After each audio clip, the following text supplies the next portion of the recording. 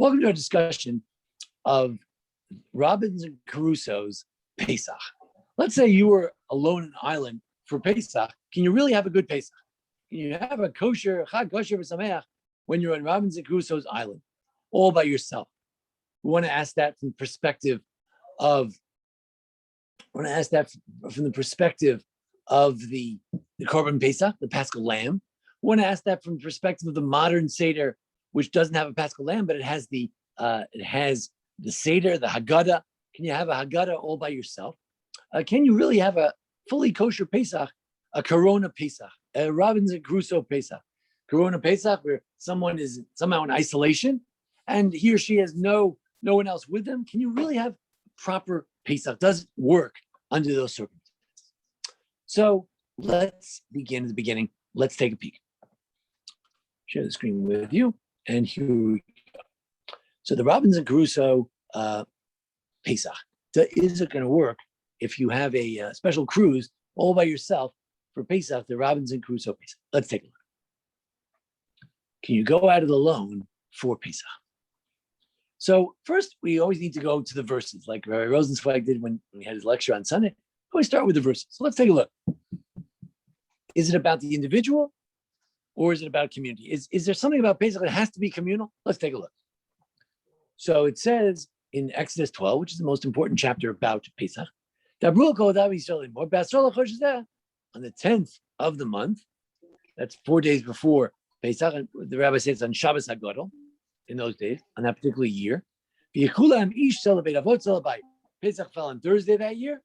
On that Shabbos, everyone had to take each man, each person, see the word each?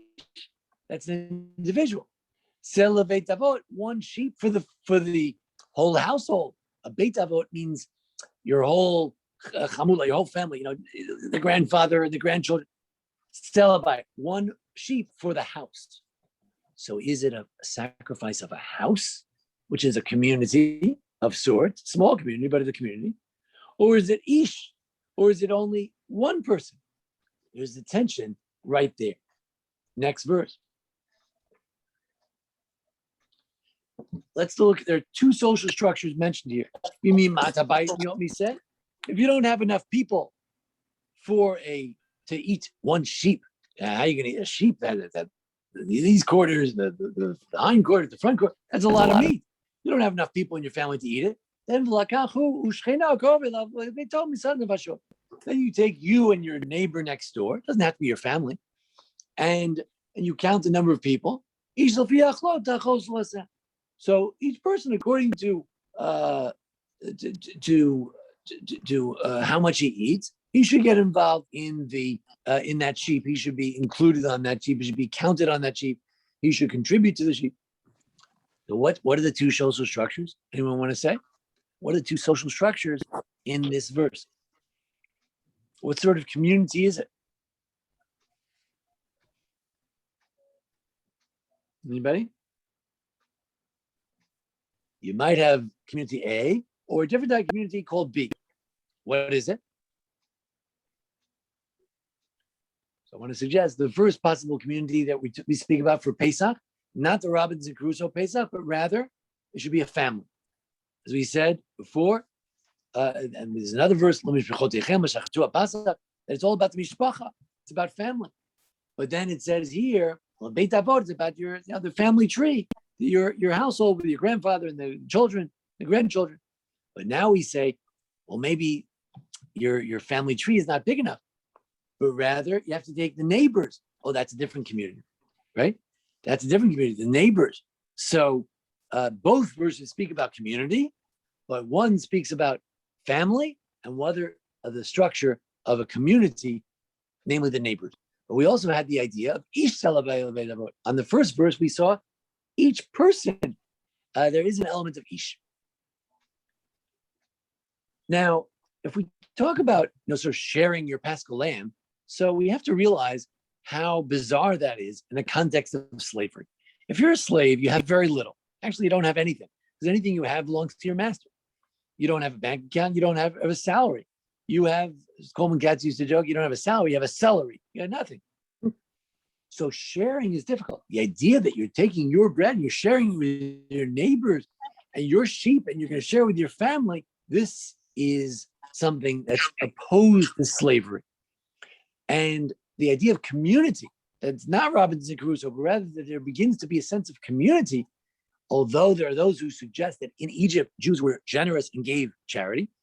But generally, but Rabbi Soloveitchik and others have written about the idea that no, it was only after we got out of slavery that we could begin to invite others to join us. Many people who witnessed the opening of the camps, the concentration camps, saw that suddenly there was sharing. Now that the Allies took over the camps, you could begin to share your ration because there wasn't a ration. You could get another piece of bread if you were hungry. You could share. Somebody else was more hungry.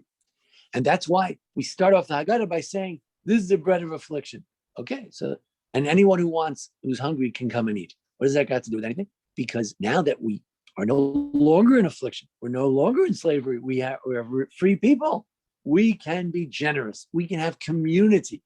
Community, friendship, neighborliness is something you can't have when you're worried about whether you'll live tomorrow, or someone will beat you to death. So number one, we see that there's some tension between the individual and community. We see that. We see there are two types of community, family versus community or neighbors. And we see that this phenomenon of being able to share with your family or your community may be a post-slavery type of phenomenon. Let's continue. Said you should keep the sheep from Shabbos till Thursday, when that year Pesach fell on Thursday, till the Exodus, the day of Exodus, the day of the first Seder. And then the whole congregation of Israel, two words for congregation, kahal and edah. Notice we often use both interchangeably. Kahal, like a congregation, edah, it's also a congregation. The congregation of Israel, the assembled congregation of Israel, they should slaughter it. And all of it. So if we ask ourselves, is this a communal sacrifice or an individual sacrifice? So they say, it says here, all of Israel should do it. Can we bring just one for everybody? One Paschal lamb for the whole congregation? Like we have a daily offering, right? The morning offering, the afternoon offering, a musaf for Shabbat. Do we bring one for every Jew? No. We have one sheep for the morning for all Jews. Could you have one Paschal lamb for everybody? We'll have to see. Is it a communal offering or is it not a communal offering? On the one hand, it's by the families. On the other hand, it's neighbors. It's not exactly community. It's not the whole congregation of Israel. But then we say the slaughtering is done with everybody. Is it a communal offering? Is it the same as your daily offering, which is communal? We just brought the half shekel on. We as a custom, we brought it on Purim. The half shekel is for communal offering. Is this a communal offering? Is someone pay for your lamb? No, you buy it yourself. If you buy it yourself, is it a communal offering? So could Robinson Crusoe, who's by himself, could he bring it, or does it have to be other people there? Does it have to be kol kaladat Yisrael? Everybody. So the Mishnah says, I'll tell you what the verse means. The Mishnah says, I'll tell you what that verse, kol kaladat Yisrael, all the congregation of Israel. You know what that means? It means the following. The Pesach must be slaughtered in three different shifts. First shift, second shift, and third shift. As it says, Kol, Kahal, Adat, Yisrael. Kahal, Edah, Yisrael. There has to be a Kahal group, an Edah group, and Yisrael. Three congregations. But that's very strange. Why can't you do it all in one shot? Well, there are a lot of Jews. It's hard to break it up. It's a practical question, but still, is it really communal if you have three different shifts? Right? I don't want to get stuck in the third shift. Most people didn't get stuck in the third shift. People ran to the first one. First one comes out, the other one comes in. They blow the shofar. The Kohanim would stand there. They would have receptacles to receive the blood from the slaughtering. They would pass the receptacles, and they would throw it onto the base of the altar. Now, so what do we see here? On the one hand, it's brought with a tremendous fanfare. There were three shifts. There's so many people coming to Baron Hirsch and Anshei. They needed different minions and all kinds of different shit. The early minion, the late minion, right? But on the other hand, what kind of community thing is this? It's all bifurcated. There's this minyan, the Anshei, and the other. What's going on? Now the Gemara in Kedushin says, how do we know that you can be a messenger for someone else? He says, well, it says that everybody should shecht it in the afternoon. He says, does everybody shecht? Only one person shecht. So we see that a messenger is like you. That if somebody shechted for you, someone slaughtered the animal for you, it's as if you did it. So the question is, why don't you want to know how we know that a messenger is good? I'll tell you how you know a messenger is good. Every time a Kohen brings a sacrifice, he does it for all the Jews. Why are we bringing an example from this weird sacrifice called the Paschal Lamb, where all these different Jews are slaughtering? What's going on? Now, he might take the position that this rabbi might take the position that you could have one man shechting a korban Pesach, a Paschal Lamb, for all the Jews. And then that would be interesting, that it's an individual obligation, and yet one person could do it for everybody. So it's interesting. Now, when you have those three shifts, let's say there was a war going on, God forbid, or there was a famine, or I don't know, people were very sacrilegious and very irreligious, and nobody wanted to come to bring the Paschal Lamb. Well, you're supposed to have three shifts, so they try to make an early minyan, an afternoon minyan, a late minyan. So, but wait a second. Hold on a second.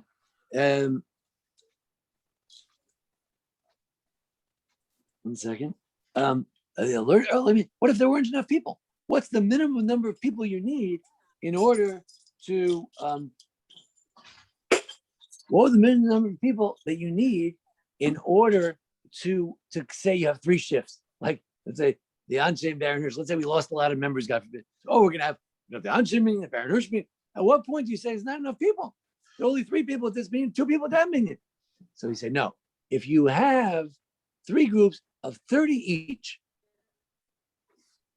because it says a congregation, and does it mean that he says no fewer than 10, but no fewer than 10 all in each, any minyan, there have to be three congregations, 3 minyans worth of people, 30 people at each minyan, or no, each one could just have 10 people, it's good enough. So we decided have to have 30 at each one. But notice, what are they thinking? Maybe you just need 10 at each one. 10. So we think about that. You need 10 Jews at each shift. What's 10 Jews?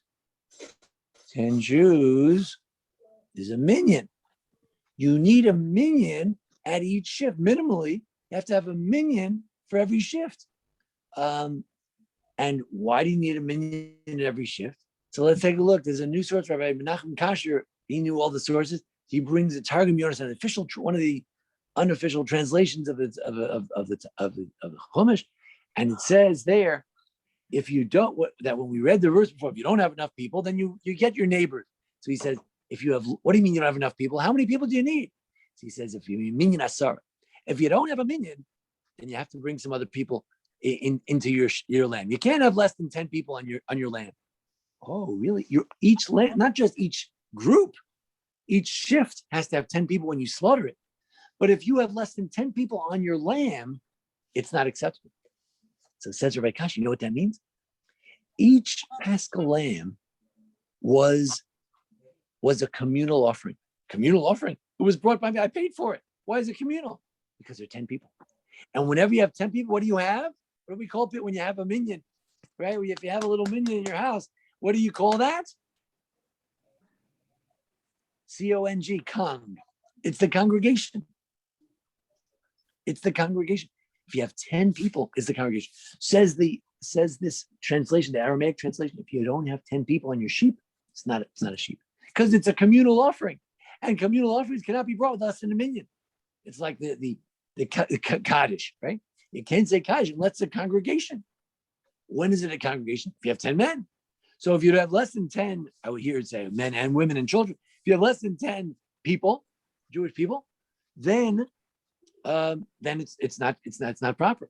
That's what Rabbi Kasher suggests, and that's why they had to have 10, because maybe they need a minyan for each group, because the whole congregation has to be there. It's a communal offering because you have to have 10 people there.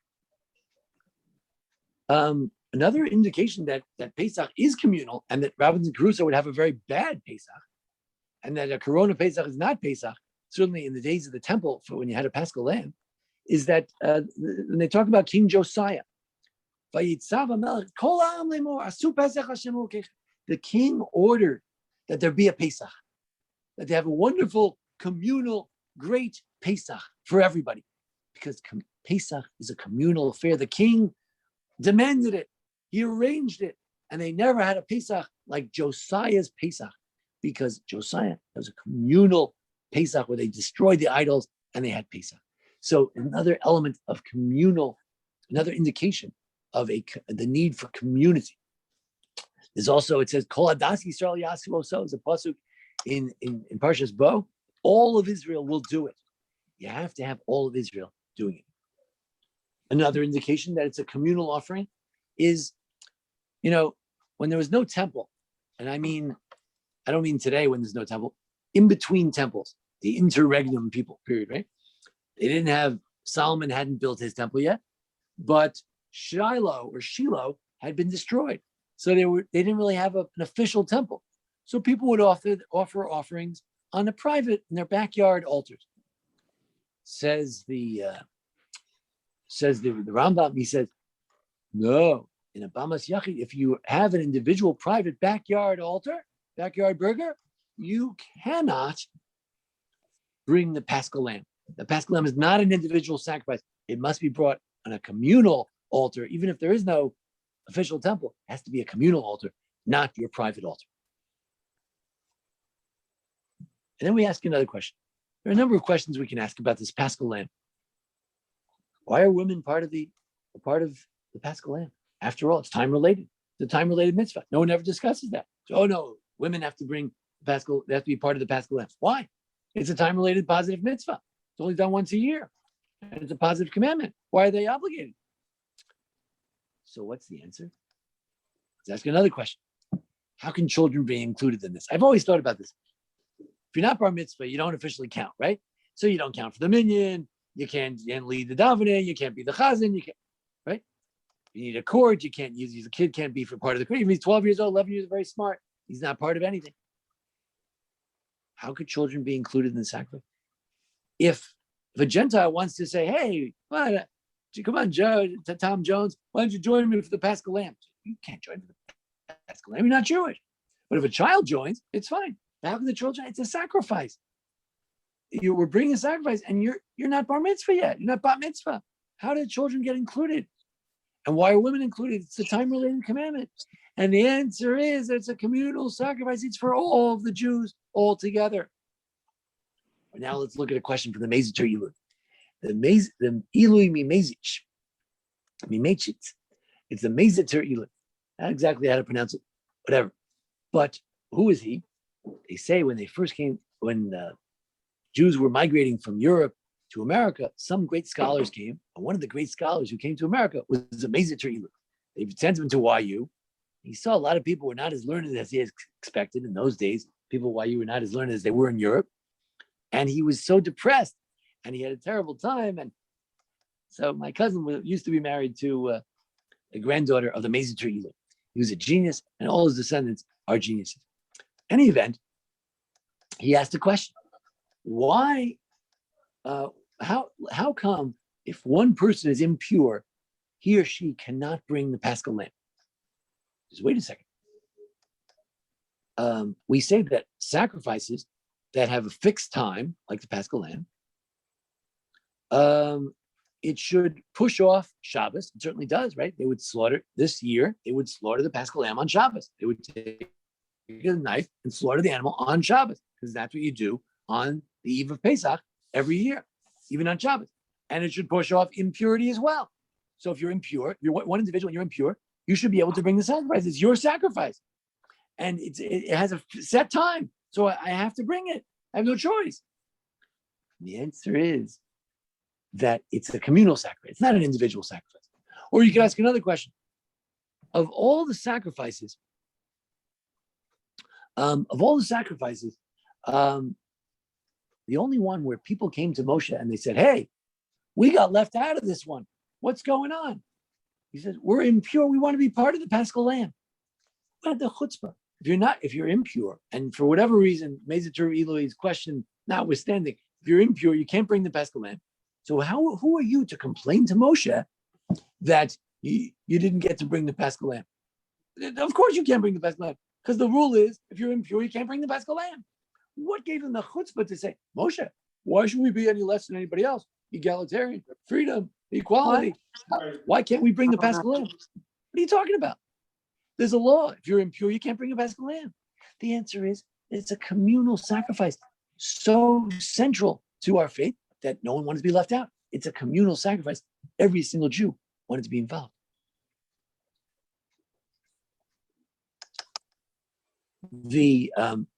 Now, the Gemara points out that there was one year, Mishnah points out, the Gemara talks about that there was one year where people forgot what to do on Shabbos. I mentioned this a few weeks ago. A number of years had gone by, and Erev Pesach had not fallen out on Shabbos in a long time. Pesach didn't fall on Saturday night for many years. All of a sudden it happened. They couldn't remember. Should we bring the Paschal Lamb? Should we not bring the Paschal Lamb? So one argument went like this. Since the daily offering is a communal offering, and the Pesach is a communal offering, just like the daily offering pushes off Shabbos, and we slaughter the daily offering every Shabbos, so too Pesach is a communal offering, should push off Shabbos. And the other people said, no, you don't have to make everybody, all million people have to slaughter a Paschal Lamb. You could have one Paschal Lamb for all. And in fact, the Karaim, some of the interpreters of the Torah who were very literalists, thought that one Paschal Lamb would be offered for all Jews, that it really was a communal offering. One lamb, a corporate offering. One lamb for all Jews. And that's why some of the rabbis at that time, some of the scholars, some of the Jews, the B'nai B'Terah, some of the machers in those days thought that you shouldn't slaughter the Paschal Lamb on Shabbos, only slaughter one Paschal Lamb, not a million, just one Paschal Lamb. And Hillel told him, no, it's a communal offering, and communal offerings push off the Shabbos. Now, but there's a strange thing about the Paschal Lamb, and that is that it doesn't have tenufa chazav v'shok.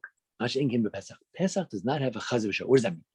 When you bring an offering, how much of it goes to the Kohen and what goes to the altar? Well, there are sin offerings where the Kohen gets to eat some of it, and some of it goes on the altar. There are Holocaust offerings, the Olah, where everything goes on the altar except for the skin, which you get to keep. There are shlamim where you eat some, the Kohen eats some, and the altar, some goes on the altar. But the Paschal Lamb, there's nothing for the Kohenim. There's barely anything for the altar. There's just emurim, there's certain innards that go on the altar, and the blood goes on the base of the altar. But there's no meat. It's the only sacrifice where the owner eats it, and the Kohen doesn't get anything. Who ever heard of such a thing? So usually you give the chazeh and the shok. You give the hindquarter and the breast. You give it to the Kohen. Here we don't do that because it's a very strange sacrifice where who replaces the Kohen? You do. There was always an element since the first Paschal Lamb that the individual who brings the sacrifice replaces the Kohen and becomes like a Kohen, and we get to eat it as well. Now, if we say that so we've shown a lot of sources that indicate that the Paschal Lamb is a communal offering, even though I pay for it and I eat it with my family or my friends or my neighbors, but it's a communal offering. But the Rambam says like this: what if one person wanted to bring it by himself? Robinson Crusoe. He said, look, I don't have any friends. The miser, the holy miser, right? I don't have any friends. I don't have any family. I don't have anybody. I just want to bring a Paschal Lamb, and I'll eat the whole thing by myself. So the Rambam says, if you want to slaughter the Paschal Lamb by yourself, Robinson, you want to eat by yourself, fine. Go, gesund to hate, Robinson. You got to be a big guy. You got to be able to eat that whole lamb yourself. All right, you have a little bit left over, but not too much. However, says the Rambam, try not to do that. It's not a good idea, Robinson. Don't sheft it for one person. As it says, Yasu Oto. It says in Bamidbar, I'm sorry, it's a pasuk in Baloscha. Everybody should do it. Also in Shmos. So do it together. So the commentaries say, I don't understand. If Robinson can do it by Robinson Crusoe by himself, if he can do it by himself, so what? So what do you mean? Well, but you really shouldn't do it. But Rambam, tell me, can you do it or not do it? Make up your mind. Which one? So he says, if you do it, it's kosher. It's kosher. Okay, so Robinson goes off by himself. Then we said, oh, Robinson, it's not so good. What do you mean it's not so good? What's the Torah law? Is it good or not good? Make up your mind. So this question was asked to the Rambam's son. And he said that he didn't mean that you're not allowed to do it. He means that if you really want to be nice, you should. He gives some sort of answer that really you could do it. Robinson can make his own sacrifice, but it's not nice. If you really want to be super duper. And the Kesef Mishnah says, what do you mean? The Rabbi Yossi says, Rabbi Yossi says, Matir. Rabbi Yossi says you can bring a Paschal lamb for one person, period. There's nothing wrong with it. Some say, Rabbi Yosef Karo says it's fine. However, there's a passage in Pesachim that says, look, try to get more people. As much as is possible, whatever you can do, you do. So if Robinson can find a few friends or relatives to join it, it's better. So on the one hand, we have a machlek, we have a debate. Rabbi Yehuda says Robinson's no good, and Rabbi Yossi says Robinson's fine, and the Rambam says he's okay, but it's better not to. So we have three answers to the Robinson Crusoe question. And Rabbi Kasher says maybe the Targum explains the Rambam. What do we say? That if you don't have a minyan, it's no good. So he's saying, look, Robinson, you got to have a minyan. You can't do it by yourself. You got to have a minyan. It's better to have a minyan. Now, according to Rabbi Judah, who says that, let's see. Yeah, when Rabbi Yossi said that you can have it for one person, does he think it's an individual offering? What do you think? Does he think it's an individual offering? So I think I did a mistake here. Did Rabbi Yossi think it was an individual offering? So there's a Gemara in Yuma that says very clearly, an individual cannot bring a korban Pesach. Why, says Rabbeinu Hananel? Because Eino korban yachid. It's not an individual sacrifice. Even though Joel Finkelstein bought the sacrifice, I teamed up with Jacob, we bought it together. So you say it's a private sacrifice, belongs to the two of us. All right, we're hungry, we're going to eat it together. He says, no. The Gemara in Yuma seems to say it's not a communal sacrifice. That's if you say that you cannot slaughter it for one person. But if you say you could slaughter it for one person, maybe it is a communal, maybe it is an individual offering. Tosfot in Pesachim says, I don't understand.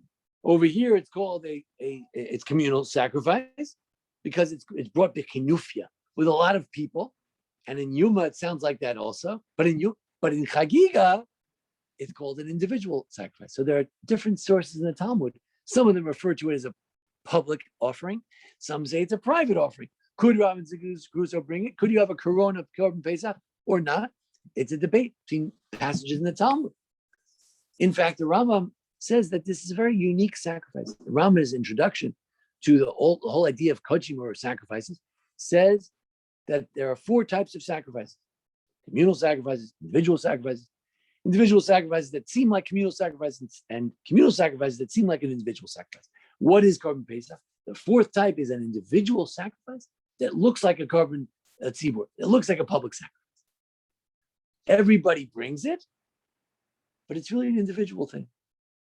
So he said it's an individual sacrifice, but it looks like a communal sacrifice. The Tosfos read one of the Tosfos. He says, Italian rabbi. He says,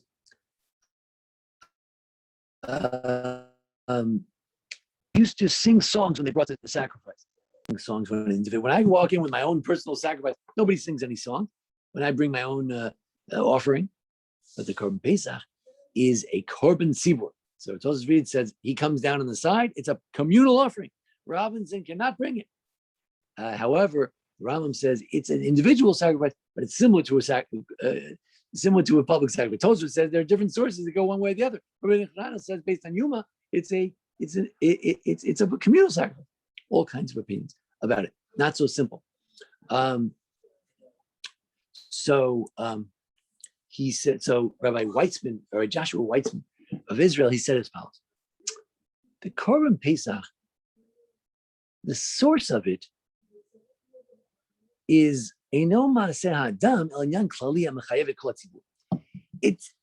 an individual thing, but it stems from a communal obligation.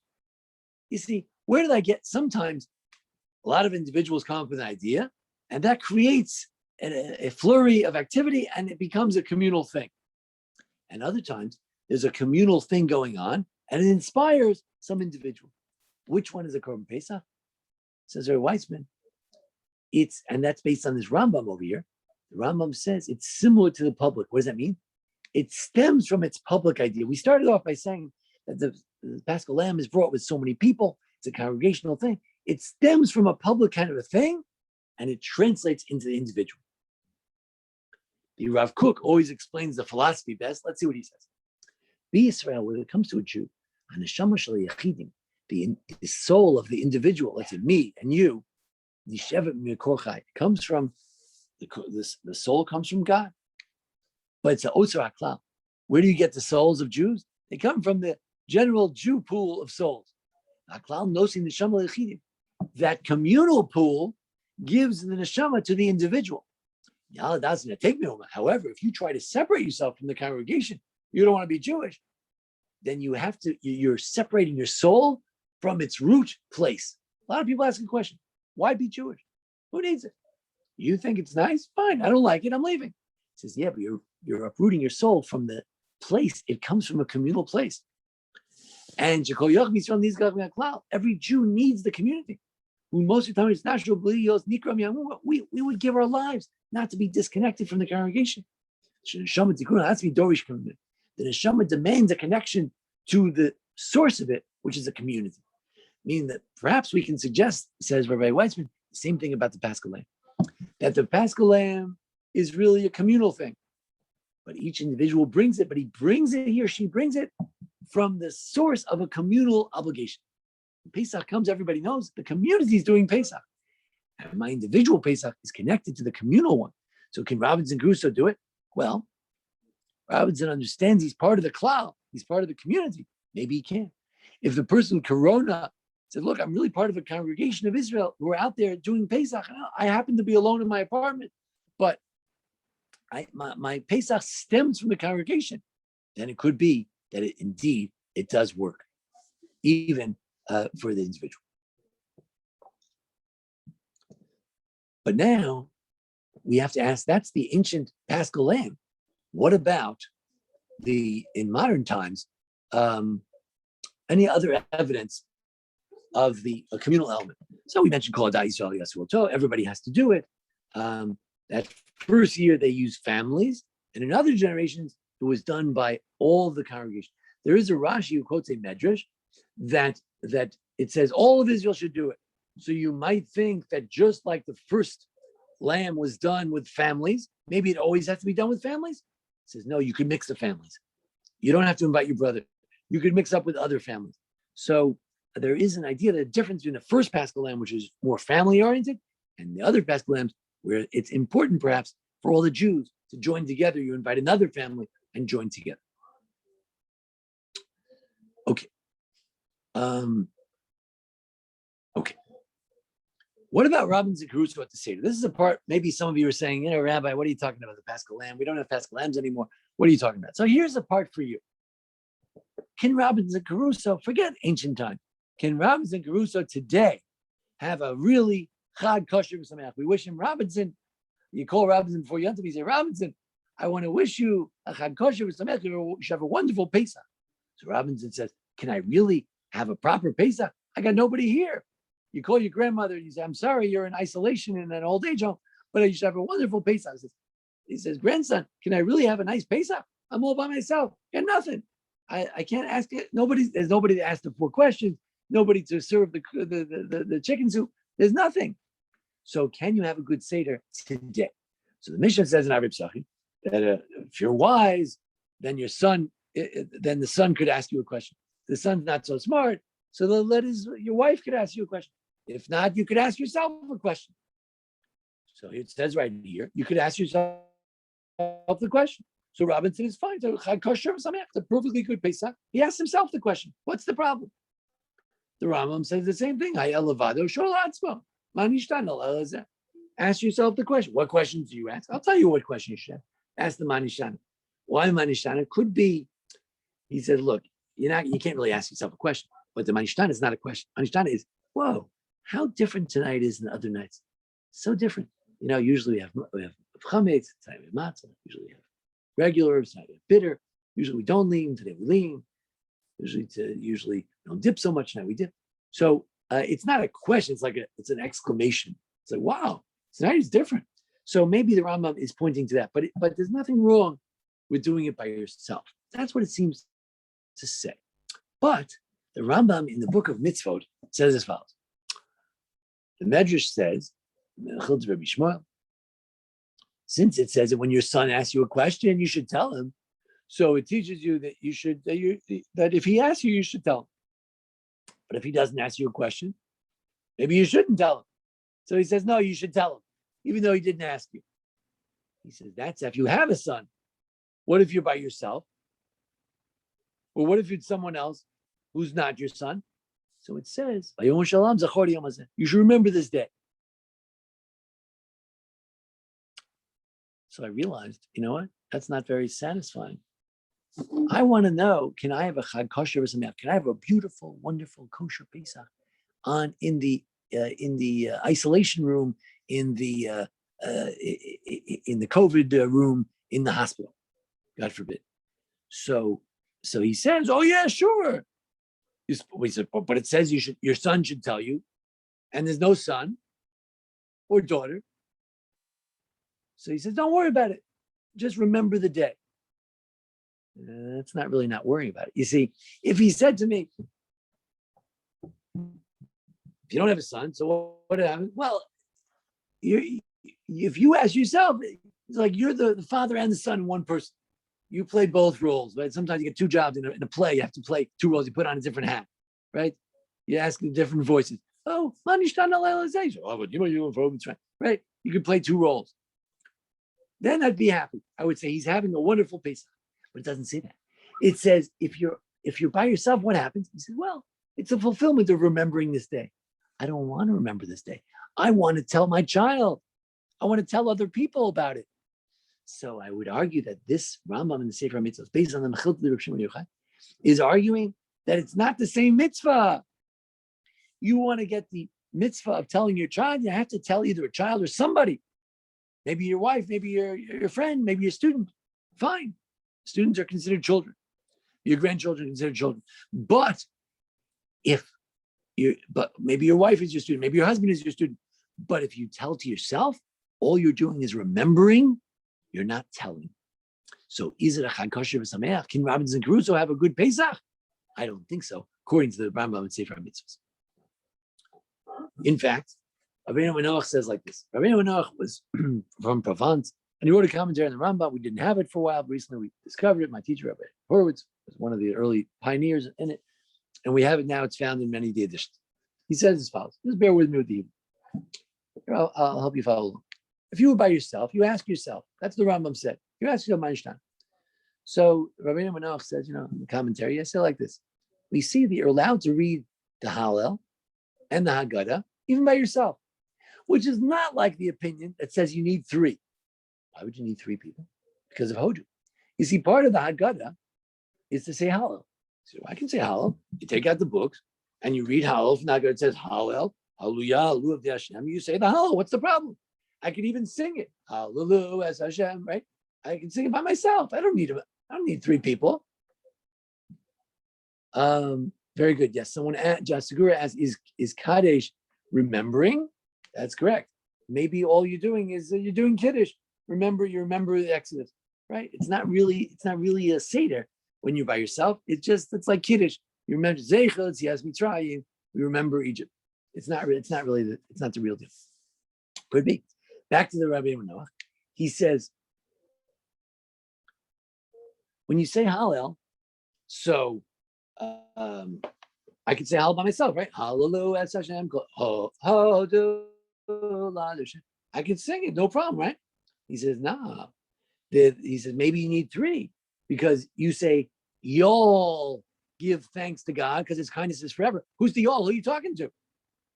He said, well, some people say that you really need three. You should at least have two or more.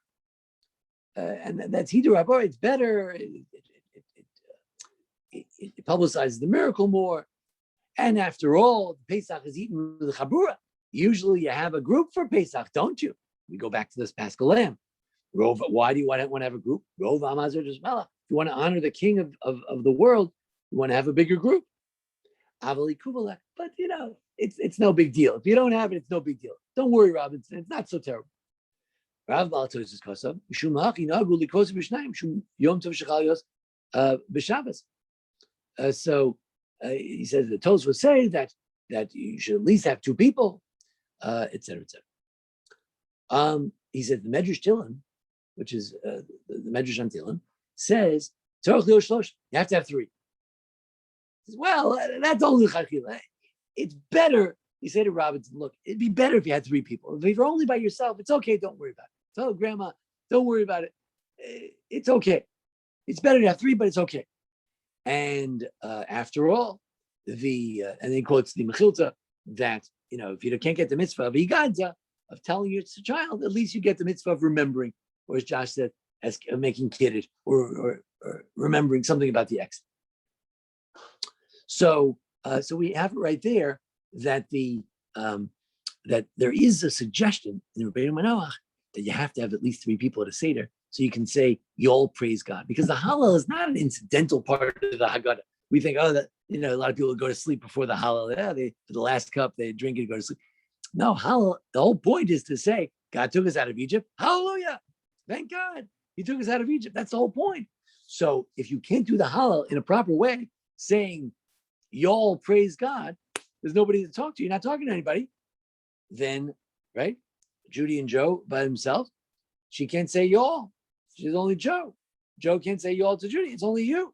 So then it's not the best kind of a Seder. So maybe it's not so perfect. Without the Corona Pesach is missing something. And here we have the Medrash Tilim that he quoted. Medrash Tilim was right here that he said, Hallelujah, Hallelujah Hashem, Hallelujah, Hashem. Y'all praise God. That's why the rabbis say Hallel should not be said with less than three.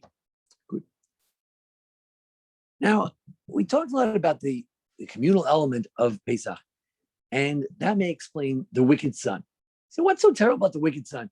He said y'all. He says, what is all this stuff to y'all? Big deal. So, all right. So he didn't include himself. What's the big deal? Since he took himself out of the community, he has denied the main thing. What's the main thing? What did he do? He just said he didn't include himself. All right. So you say that if you were there, you wouldn't have been redeemed. Why wouldn't he be redeemed? So the answer is that an essential part of Pesach is to see yourself as part of the community. Whether Robinson can have a good Pesach, the Corona Pesach or not, here's one thing you got to do.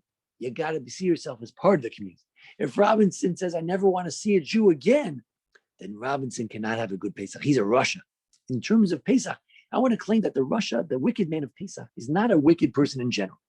If you ask me in general, who's wicked? Someone who doesn't do any mitzvahs, or he goes against the Torah brazenly. That's a Rasha. At the Seder, there's a different thing. The Seder is supposed to be communal. It's supposed to be all the Jews together, all the congregation of Israel. And if you take yourself out of the group, then you're not into the main theme of the holiday, which is the communal element. Here's another passage that makes you realize how communal it is. The Gemara has an interesting rhetorical question.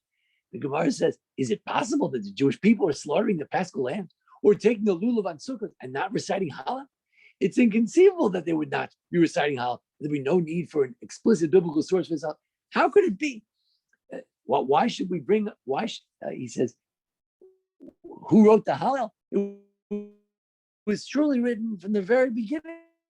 Because how can you ever, before that, how you have singing together and say, y'all bless God. The Gemara cannot conceive of an individual Pesach without songs and communal singing and everything else. Okay, so can Rabbi Crusoe make a Pesach? Can he bring the Pesach? Can he say that God can be part of the cloud, right? Well, can he bring the Paschal lamb? Some say that an individual can bring the Paschal lamb. Some say he can't. It has to be communal. Some say you need a minyan for it. And it certainly must be slaughtered in the presence of a minyan and more, maybe 30 people. Can he say the Haggadah? Yeah, he can, but it could be that he doesn't get the same mitzvah as everyone else. He's not telling anybody. You have to tell somebody. Is he part of the klal? I don't know. It depends on his attitude. If he has an attitude that he doesn't want to be with everyone. He's trying to be over there. The person in Corona who's quarantined by others, but he himself quarantines himself. He doesn't want to be with other Jews. He loves Judaism. He hates Jews. No, that cannot make a Pesach. It's not. You don't belong in Pesach. You have no place in Pesach. You're the Russia of Pesach. You're the villain of Pesach. You're the Scrooge of Pesach. If you don't believe that you're part of the klal. So we asked the question, can Rabbi Crusoe make a Pesach? We saw elements that it's about a person taking a Paschal lamb, but it's about the family. No, it's about your neighbors. No, it's about the congregation. And what does the congregation mean? Do you need a minyan, which represents the congregation? Do you not?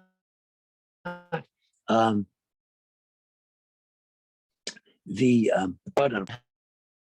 has to be a communal altar. Women are part of it because it's a communal thing. So who cares? It's not time related. You got to be part of it's the congregation, men, women, and children. Why are children included? Because they're part of the congregation, part of the community. And how come an individual can push? And he says, "Hey, I'm Paschal lamb," because it's not completely an individual kind of a thing. It's communal. Why can we slaughter it on Shabbos? Because communal offerings can be slaughtered on Shabbos. And who is the Kohen for the Paschal lamb? Who eats it? You do. You are the Kohen. At the very first Seder, we slaughtered it. We put it on the lintel on the doorpost. And even today, it's the one who brings the sacrifice who eats it as if he or she is a Kohen. And the Rambam even says you should try to have more than one person at the Korban Pesach because it's not so ideal, Robinson, to have a Paschal lamb by yourself.